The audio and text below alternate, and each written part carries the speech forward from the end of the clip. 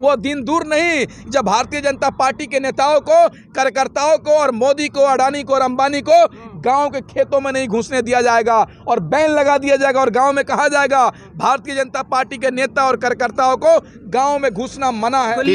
हाँ, खुलेआम धमकी है। 3 डोज इनको लगानी है, पहली लगा लाए बंगाल से, दूसरी डोज इनको यूपी में लगा देंगे और बूस्टर इनका 2024 में तैयार कर लिया है। बूस्टर भी लगाएंगे इनके, थोड़ा सा एनर्जी और बढ़ेगी ना बूस्टर से। लेकिन अब हम बोर्ड लगाने वाले हैं, डॉग तो अलाउड है क्योंकि वफादार होता है, लेकिन बीजेपियंस आर नॉट अलाउड क्योंकि हमारे प्रति वफादार नहीं है। इन्होंने तो हमारी माँ को बेचने का काम कर दिया। हमारी धरती तो हमारी माँ होती है। भारतीय जनता पार्टी 7 साल बेमिसाल मना रही थी कुछ दिन पहले, आज किसान का 7 महीने इसके ऊपर। हालत खराब है इस सरकार की। और इनको तो बस पाकिस्तान दिखता है, पाकिस्तान से दुश्मनी कर लो बस, पाकिस्तान पाकिस्तान हर वक्त। अबे पाकिस्तान और मुसलमान से ही लड़ते रहोगे तो तुम तो पहले बर्बाद हो जाओगे। नमस्कार, मैं दामिनी शर्मा, बहुत बहुत स्वागत है आपका। इस वक्त हमें गाजीपुर बॉर्डर पर 26 जून, जिसका हर कोई इंतजार कर रहा था कि 26 जून को 7 महीने किसान आंदोलन को पूरे हो जाएंगे। 7 महीने भी अब किसान आंदोलन को पूरे हो चुके हैं। राष्ट्रपति के नाम अब राज्यपाल को ज्ञापन इन लोगों ने दे दिया है। ज्ञापन देने के बाद क्या उम्मीद नजर आ रही है? क्या बिल वापस होंगे या वापस से प्रावधान की बातें सामने आएंगी? ये किसानों से ही पूछूंगी।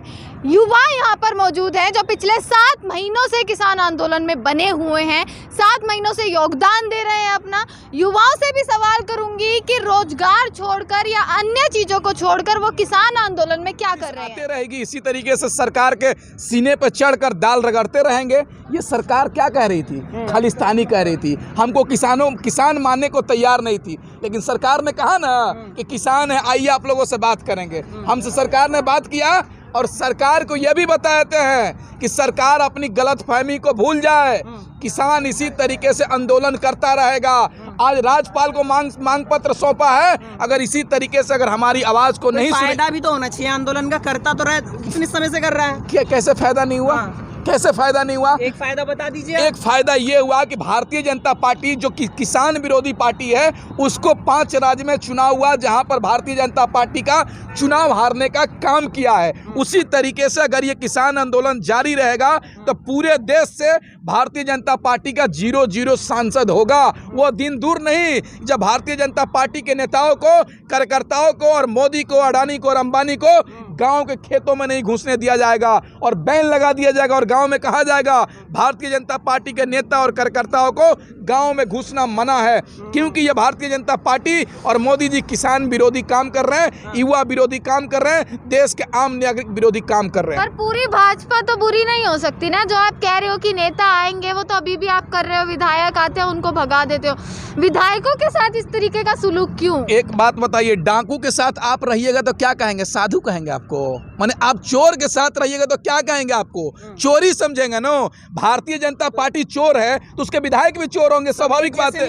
नहीं तो आप अगर अच्छे हैं तो अच्छे लोगों के साथ रहिएगा ना, कि बुरे लोगों के साथ रहेंगे। भारतीय जनता पार्टी पूरे दुनिया को दिख रही है, पूरे देश को देख रही है कि जो उनसे सवाल कर रहा है, आईना दिखा रहा है, उसको आतंकवादी, खालिस्तानी बोल दिया जा रहा है। क्या देशभक्त इस देश में केवल मोदी जी ही देशभक्त है क्या? केवल भारतीय जनता पार्टी के लोग ही देशभक्त है क्या? सरकार सुन ले, अगर नहीं सुनेगी हमारी मांग तो ये आंदोलन और बड़ा रूप लेने जा रहा है। और राकेश टिकैत सर ने कहा भी है कि 25 लाख लोग और 4 लाख ट्रैक्टर कहीं गया नहीं है, यही दिल्ली पे है, दोबारा रन करेगा। नहीं समझ रहे, धमकी आई हमारी। अब तो हमने बोल ही दिया है कि इनको 3 खुलेआम धमकी है। 3 डोज इनको लगानी है, पहली लगा लाए बंगाल से, दूसरी डोज इनको यूपी में लगा देंगे और बूस्टर इनका 2024 में तैयार कर लिया है। बूस्टर भी लगाएंगे इनके, थोड़ा सा एनर्जी और बढ़ेगी ना बूस्टर से, रिवाइव करेगा वो। आंदोलन भाजपा के खिलाफ हो गया। हाँ, पूरा भाजपा के खिलाफ है यार। क्योंकि देखो, अब किसान पे इतनी स्टेमिना नहीं है, इतनी एनर्जी नहीं है कि वो अपनी फसल को आधे रेट में बेच के, और नहीं समझ रहे। मोदी जी तो अब भी कह रहे हैं एमएसपी है, एमएसपी थी, एमएसपी रहेगी। एमएसपी हम भी कह रहे हैं एमएसपी हैगी, लेकिन एमएसपी पे कोई खरीदता तो नहीं है। वो खड़े हुए पूरे यूपी में हर जिलाधिकारी के कार्यालय पे खड़ा हुआ ट्रैक्टर भरा हुआ गेहूं का। कितनी गेहूं खरीद की है? खेती ज्यादा होती है, लोग कम है, तो उसका भी तो फर्क पड़ता है ना। नहीं भैया, एक्सपोर्ट करो, कुछ भी करो यार। जहाँ बिल्कुल भी नहीं हो रहा, जहाँ चावल नहीं हो रहा या जहाँ गेहूं नहीं हो रहा, वहाँ एक्सपोर्ट करो। ये तो तुम्हारी विदेश पॉलिसी सही होनी चाहिए ना, जब विदेश पॉलिसी तुम्हारी है ही नहीं। एक बात बताओ, पूरा जो ये है इलाका है जहाँ से हमारा डीजल पेट्रोल आ रहा है, पेट्रोलियम पदार्थ, क्रूड ऑयल आता है जहाँ से, Iran, Iraq, Sudan, Libya, Syria, कहाँ होता है? वहाँ गेहूँ होता है? चावल होता है क्या वहाँ? क्यों नहीं? तुम्हारी पॉलिसी बढ़िया है, नीति अच्छी नहीं है। हाँ, तुम्हारी इनकी नीति की वजह से तो ये मरे हैं। और इनको तो बस पाकिस्तान दिखता है, पाकिस्तान से दुश्मनी कर लो बस, पाकिस्तान पाकिस्तान हर वक्त। अबे पाकिस्तान और मुसलमान से ही लड़ते रहोगे तो तुम तो पहले बर्बाद हो जाओगे। जब हमारे सामान को, जो भी हमारा एग्रीकल्चर वो है प्रोडक्ट है, वो सारा तो मुस्लिम देश ही खाता है और वो हमें पल्ली तरफ से क्रूड ऑयल देता है। जब तुम मुसलमानों से ही लड़ाई खत्म नहीं हो रही अभी तुम्हारी, तब तो क्रूड ऑयल कौन लेगा बताओ? अच्छा, अभी नहीं समझ रहे। और कौन इसको हमारे एग्रीकल्चर प्रोडक्ट को लेगा? 2 बार विश्वास कर चुके हैं। पहले लोकसभा के इलेक्शनों में 2 बार जिताया लगातार, और विधानसभा के इलेक्शनों में भी। जो पहले से नौकरियां थी वो भी छीन ली। अब कैसे यकीन कर ले कि और नई नौकरियां देंगे? हर साल 2 करोड़ नौकरियां देने का वादा करके आए थे, लेकिन बल्कि जो इनकी खुद की रिपोर्ट है, अप्रैल के महीने के अंदर 50 लाख लोगों की नौकरियां गई है। युवा जो है राजनीति करने तो नहीं बैठा है यहाँ पे। हमारे जो बड़े बूढ़े हैं ना, उनकी तो ज़िंदगी जी ली। वो जो फसलों की लड़ाई है वो भी हमारी लड़ाई है, और जो आने वाली नस्लों की बात की जा रही, नस्लें हम हैं आने वाली। अगर हम नहीं बैठेंगे तो फिर कौन बैठेगा? हमारे बड़े बूढ़े तो बैठ के चले गए, हम इन्हें तो सीरियस लेते नहीं। लेकिन ये भगत सिंह आए हैं अब। अच्छा। ये भगत सिंह, चंद्रशेखर आज़ाद, बिस्मिल अशफाकुल्ला खां आए हैं। ये बता कर जाएंगे कि अगर ये फसलों की तरफ आँख उठाकर देखी तो फिर ये दिल्ली पर भी कब्जा करने से विश्वास पीछे नहीं हटेंगे। और इन लोगों ने देख भी लिया फसलों होगा। पे रही है ना, बिल पे रही है। यूपी के अंदर जाने की क्या जरूरत है? यूपी के चुनाव अंदर के अंदर जाने की क्या जरूरत है? चुनाव के अंदर क्यों ना जाए? चुनाव के माध्यम से ही तो इन लोगों को दिल्ली में बैठाया है। और जिस चुनाव के माध्यम से इन लोगों को दिल्ली में सदन में बैठाया है, उसी सदन में बैठकर ये लोग बिल लाए हैं। उसको पास करवा कर इन लोगों ने किसानों के खिलाफ षड्यंत्र रचा है। और उस षड्यंत्र के तहत आज इस देश के किसानों को पिछले 7 महीनों से यहाँ पर बैठने की मजबूर होना पड़ रहा है। जब कोरोना काल में पूरे देश के लोग घरों में कैद थे, शायद आप लोगों ने भी 2 महीनों तक यहाँ पर आना बंद कर दिया था। उस समय हम लोग यहाँ पर डटे रहे थे। जब पूरे देश से हम लोग सोशल मीडिया पर देखते थे कि पूरे देश घर का घर बर्बाद हो गया। जिस घर में 3 लड़के थे वे तीनों लड़के चले गए, जिसके घर में माँ चली गई, भाई चला गया। उस समय भी इस देश का नौजवान और हमारे बूढ़े अपनी इम्यूनिटी को घटाते हुए भी यहाँ पर डटे रहे। तो ये देश, आप लोग सोच सकते हैं कि लड़ाई कितनी बड़ी होगी। ये हमारी लड़ाई किसी बीमारी, किसी महामारी, किसी चुनाव से ऊपर उठकर है, क्योंकि हम धरती को अपनी माँ कहते हैं। और जब माँ पर लुटने की बात आए तो फिर जान चल भाई। नहीं दिखता क्या आपको यूपी इलेक्शन में बीच में आने के सिवाय? आप लोगों ने देखा होगा कि इन लोगों ने ये भी षड्यंत्र अपना लिया। इन लोगों ने अपने नेताओं को हमारे बीच में भेजा, खापों के चौधरियों के पास भेजा, हमारे गांव में भेजा कि जाके फायदे बता के आओ। एक फायदा इन लोगों के नेताओं ने बताने का काम नहीं किया। वहां पर गए, चाय पी और भग गए। आने ही कहाँ दिया आपने? कपड़े फाड़ कर रहे हैं आप तो उनके। आप लोगों ने जब देश की आज़ादी की लड़ाई लड़ रहे थे, उस समय एक सुना होगा कि अंग्रेजों ने बोर्ड लगा रखे थे, dogs and Indians are not allowed. लेकिन अब हम बोर्ड लगाने वाले हैं, डॉग तो अलाउड है क्योंकि वफादार होता है, लेकिन बीजेपियंस आर नॉट अलाउड क्योंकि हमारे प्रति वफादार नहीं है। इन्होंने तो हमारी माँ को बेचने का काम कर दिया। हमारी धरती तो हमारी माँ होती है। अगर माँ को बिकने वाली बात आएगी तो फिर हम क्या करेंगे? एक सवाल आपसे ये है कि जिन लोगों की मौत कोरोना से हुई, अभी इन्होंने कोरोना का जिक्र किया, जिन लोगों की मौत कोरोना से हुई, कहा गया था उन्हें 4 लाख रुपए दिए जाएंगे, पर अब वो चीज़ नहीं हो रही है। उस पर क्या कहेंगे? भारतीय जलाओ पार्टी जो है ये देश की जनता को जलाने का काम कर रही है। जब सुप्रीम कोर्ट कहता है, फटकार इस सरकार के ऊपर लगाती है कि आप अब वैक्सीन लगवाइए, तब सरकार को होश आता है, तब वो वैक्सीनेशन का काम करवाती है। आखिर एक बात बताइए, कोविड-19 2 साल से चल रहा, 1.5 साल के आसपास हो गए, सरकार तब नहीं जागती है। लेकिन जब सरकार की फटकार लगती सुप्रीम कोर्ट का, तब ये सरकार जागती है। लोगों की वैक्सीन आपने देखा होगा बोर्डों में, नरेंद्र मोदी जी धन्यवाद, फ्री वैक्सीन, मुफ्त वैक्सीन। अरे आप बताइए, नरेंद्र मोदी जी को किस लिए धन्यवाद दिया जाए? बेरोजगारी के लिए धन्यवाद दिया जाए?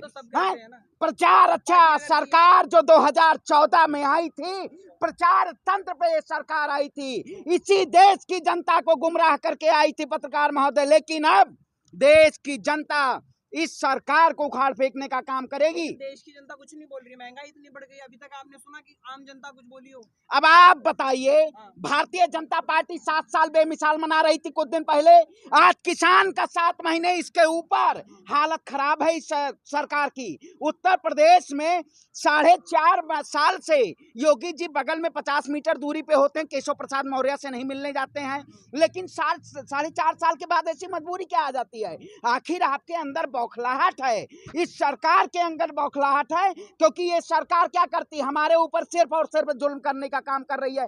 किसान सड़क पे बैठा हुआ, किसान की नहीं बात करती है, युवा बेरोजगार है, ये बात नहीं करती है, सिर्फ और सिर्फ आप हमारे ऊपर जुल्म थोड़ी करेंगे। रवि किशन भी आए थे, उन्हें भी आपने ऐसे भगा दिया। ये चल क्या रहा है? मतलब कुछ तो सुनिए, किसी की तो सुनिए।